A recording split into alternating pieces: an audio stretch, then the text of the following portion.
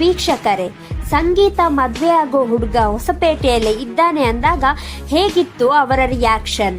Big boss season 10 ಮುಗಿದು ಹಲವು ದಿನಗಳೇ ಕಳೆದಿದೆ.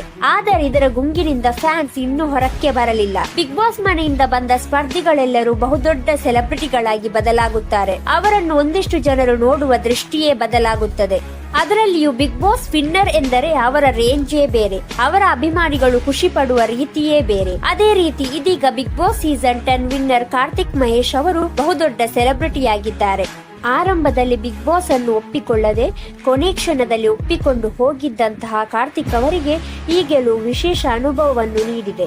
ಇದೀಗ ಕಲರ್ಸ್ ಕನ್ನಡ ವಾಹಿನಿಯಲ್ಲಿ ಪ್ರಸಾರ ಆಗ್ತಿರೋ ಕೆಂಡಸಂಪಿಗೆ ಸೀರಿಯಲ್ ಜಾತ್ರೆ ಹೊಸಪೇಟೆಯಲ್ಲಿ ನಡೆದಿದ್ದು, ಅದರಲ್ಲಿ ಬಿಗ್ ಬಾಸ್ ನ ಕೆಲವು ಸ್ಪರ್ಧಿಗಳು ಭರ್ಜರ್ ಎಂಟ್ರಿ ಕೊಟ್ಟಿದ್ದಾರೆ. ಬಿಗ್ ಬಾಸ್ ನ ವಿನಯ್, ಕಾರ್ತಿಕ್, ಸಂಗೀತ ಶೃಂಗೇರಿ ಹಾಗೂ ಡ್ರೋನ್ ಪ್ರತಾಪ್ ಕಾಣಿಸಿಕೊಂಡಿದ್ದಾರೆ. ಇದೇ ವೇದಿಕೆ ಮೇಲೆ ಪರ್ಫಾರ್ಮ್ ಮಾಡಿದ್ದಾರೆ. ಬಿಗ್ ಬಾಸ್ ಪ್ರೇಮಿಗಳಿಗೆ ತಿಳಿದಿರುವಂತೆ ಕಾರ್ತಿಕ್ ಬಿಗ್ ಬಾಸ್ ವಿನ್ನರ್ ಆಗಿ ಹೊರಹೊಮ್ಮಿದ್ದರೆ, ಡ್ರೋನ್ ಪ್ರತಾಪ್ ಮತ್ತು ಸಂಗೀತ ಶೃಂಗೇರಿ ಅವರು ರನ್ನರ್ಸ್ ಅಪ್ ಆಗಿದ್ದಾರೆ. ಈ ಸಮಯದಲ್ಲಿ ಆಂಕರ್ ಸಂಗೀತ ಅವರಿಗೆ ಕೆಲವೊಂದು ಪ್ರಶ್ನೆಗಳನ್ನು ಕೇಳುವ ಮೂಲಕ ಜನರನ್ನು ನಗೆಗಡಲಿನಲ್ಲಿ ತೇಲಿಸಿದ್ದಾರೆ. ಆರಂಭದಲ್ಲಿ ಸಂಗೀತ ಅವರು ರೆಬೆಲ್ ಆಗಿ ಎಲ್ಲಾ ಡಿಸಿಷನ್ ತಗೊಂಡ್ರು ಎಂದಾಗ ಹೆಚ್ಚಿನ ಮಂದಿ ಹೌದು ಎಂದಿದ್ದಾರೆ. ಇದೇ ವೇಳೆ ಸಂಗೀತಗೆ ಕೋಪ ಜಾಸ್ತಿ ಎಂದಾಗಲೂ ಜನರು ಹೌದು ಎಂದಿದ್ದಾರೆ. ನಂತರ ಇನ್ನೊಂದು ಪ್ರಶ್ನೆ ಕೇಳಿ ಸಂಗೀತರನ್ನು ಗಲಿಬಿಲಿಗೊಳಿಸಲಾಗಿದೆ. ಸಂಗೀತ ಅವರನ್ನು ಮದುವೆಯಾಗುವ ಹುಡುಗ ಈ ಸಮಯದಲ್ಲಿ ಹೊಸಪೇಟೆಯಲ್ಲಿ ಇದ್ದಾನೆ ಎಂದಾಗ ಸಂಗೀತ ಹುಸಿಗೋಪದಿಂದ ಅವರ ಮುಖ ನೋಡಿದ್ದಾರೆ. ಎಲ್ಲರೂ ಗೊಳ್ಳೆಂದು ನಕ್ಕಿದ್ದಾರೆ. ಅಷ್ಟಕ್ಕೂ ಬಿಗ್ ಬಾಸ್ ನಲ್ಲಿ ಸಖತ್ ಸೌಂಡ್ ಮಾಡಿದ್ದ ಜೋಡಿ ಸಂಗೀತ ಮತ್ತು ಕಾರ್ತಿಕ್ ಅವರದ್ದು. ಬಿಗ್ ಬಾಸ್ ಮನೆಯಲ್ಲಿ ಕಾರ್ತಿಕ್ ಅವರು ಸದ್ದು ಮಾಡಿದ್ದು ಸಂಗೀತ ಜೊತೆಗಿನ ಸ್ನೇಹದ ಕುರಿತು. ಬಿಗ್ ಬಾಸ್ ಪ್ರಿಯರಿಗೆ ತಿಳಿದಿರುವಂತೆ ಅಸಮರ್ಥರ ತಂಡದಲ್ಲಿ ಒಂದಾಗಿ ಮನೆಯೊಳಗೆ ಪ್ರವೇಶಿಸಿದ್ದರು ಕಾರ್ತಿಕ್.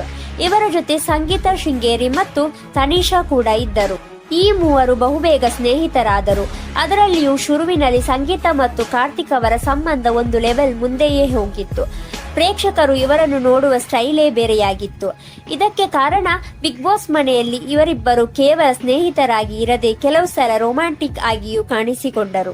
ಇದೇ ವೇಳೆ ಒಂದು ಹಂತದಲ್ಲಿ ಲವ್ ಗಿವ್ ಎಲ್ಲ ಬೇಡ, ಫ್ರೆಂಡ್ಸ್ ಆಗಿರೋಣ ಎಂದು ಸಂಗೀತ ಸ್ಪಷ್ಟವಾಗಿ ಹೇಳಿದ್ದರು ಕೂಡ. ಅದಕ್ಕೆ ಕಾರ್ತಿಕ್ ಕೂಡ ಒಪ್ಪಿಕೊಂಡಿದ್ದರು. ಕೆಲವು ವಾರ ಇವರಿಬ್ಬರ ನಡುವೆ ಗಾಢವಾದ ಪ್ರೀತಿ ನಡೆಯಿತು. ನಂತರ ಇವರಿಬ್ಬರು ಜಗಳ ಶುರು ಮಾಡಿಕೊಂಡರು. ಈ ಜಗಳ ಬೆಳೆದು ದೊಡ್ಡದಾಗುತ್ತಾ ಇಬ್ಬರು ಹಾವು ಮುಂಗುಸಿ ರೀತಿ ವರ್ತಿಸಿದರು.